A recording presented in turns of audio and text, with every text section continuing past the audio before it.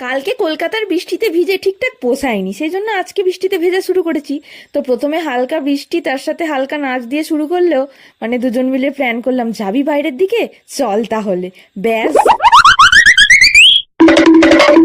তারপর যেই বাড়ির বাইরে বেরিয়েছি দেখি চারিদিকে শুধু জল আর জল, আর বাড়ির সামনের মাঠটায় পুরো জলে একদম পুকুর হয়ে গেছে।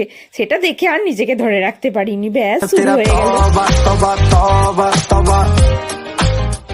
বুঝলেন, আজকে আমার এই মজা করাটা না একটুখানি কম হয়ে গেছে, কারণ আমার ক্রাইম পার্টনারটা আমার ক্যামেরা ধরেছিল, সে আসতে পারিনি, সেই জন্য। না হলে দুজনে থাকলে এখানে তো আমি দাঁড়িয়ে দাঁড়িয়ে করছি, সে একদম হলে শুয়ে বসে একাকার হয়ে যেত। জল ভর্তি পুকুর দেখে না বিশ্বাস করুন এত ইচ্ছে করছিল সাঁতার কাটি, ব্যাস একদম লাফিয়ে চলে গেছি।